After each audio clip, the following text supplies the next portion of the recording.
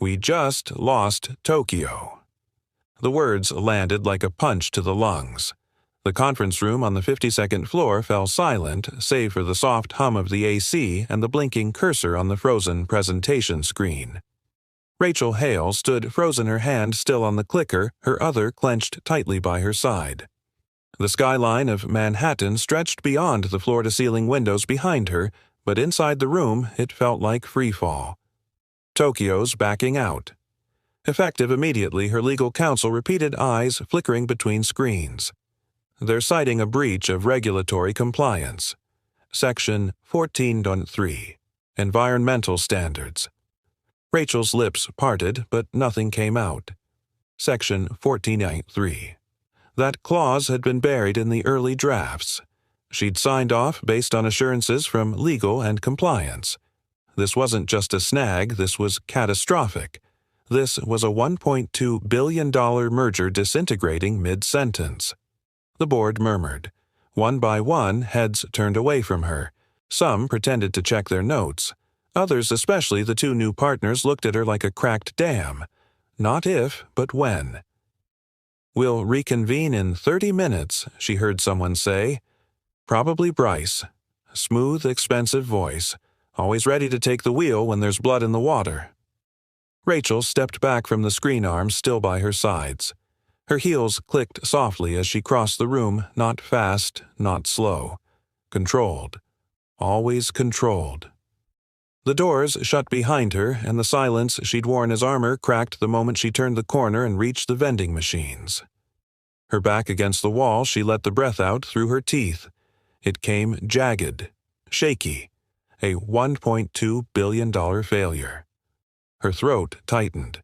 Her mind sprinted through scenarios, damage control press statements, board recovery, how to spin this, how to salvage, and then softly. You should breathe. She blinked. He stood maybe 5 feet away. Blue coveralls. Gray mop handle leaned against his shoulder like a soldier's rifle. Calm eyes, like he'd been watching a snowfall while everyone else braced for a storm. Rachel straightened. "Excuse me." He didn't flinch, didn't smile, just spoke again. "When my daughter panics," he said gently, "I don't try to fix it. I just sit with her, breathe until she does." She stared at him. It was absurd, infuriating, completely inappropriate, and yet, for a beat, she couldn't move. He stepped forward not too close and slid a bottle of water into the vending machine slot. Didn't say another word. Just nodded once respectfully and walked off, pushing his cart quietly down the marble corridor. His words hung in the air like dust motes in sunlight. I just sit with her. Rachel stood still another moment, then picked up the bottle. It was cool in her hand. She didn't drink it. She returned to the boardroom. Bryce was already at the head of the table, sleeves rolled projection screen showing alternative headlines. "Here's what we're proposing for damage mitigation," he said, launching in with confident authority. Rachel sat. But this time, she listened.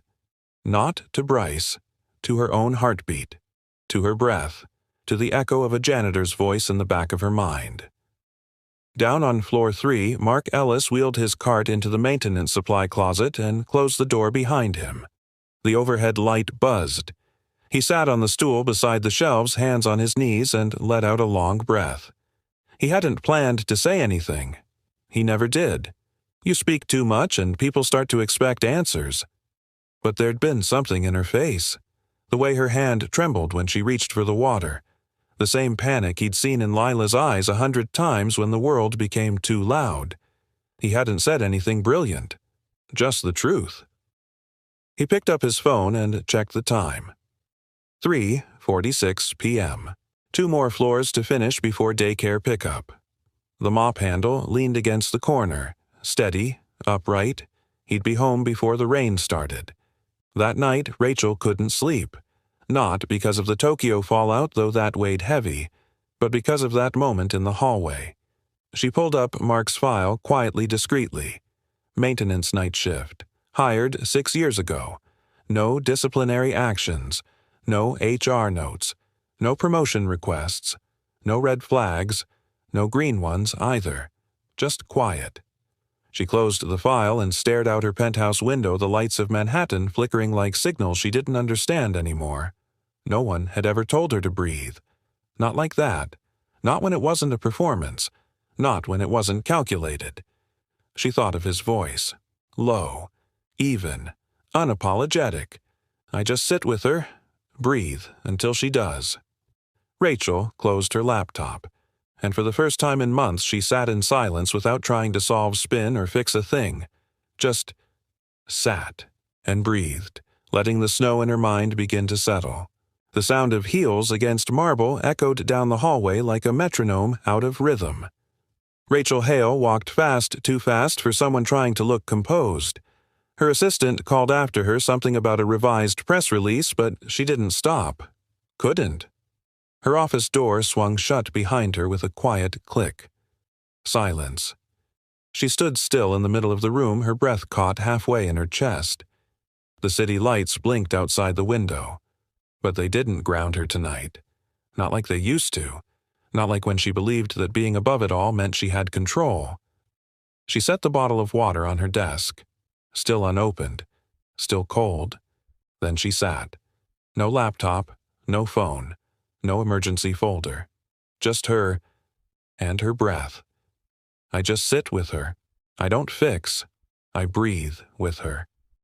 The janitor's words looped in her mind, soft as a lullaby, sharp as a needle. She didn't even know his name. But somehow he'd seen her when no one else had. The next morning, Rachel stepped into the elevator and surprised herself by pressing B1. Facilities. She'd never been down there, not in her entire career at Helix Corps. The door opened to a quiet utilitarian corridor that smelled faintly of floor polish and something metallic. Pipes lined the ceiling like roots of a forgotten tree. This wasn't her world, and that's exactly why she needed to be there. She found him near the loading dock pushing a bucket of supplies toward the service elevator. "Excuse me," she said, her voice even, but not cold. Mark Ellis turned slowly. His expression didn't change, no surprise, no deference. Just presence.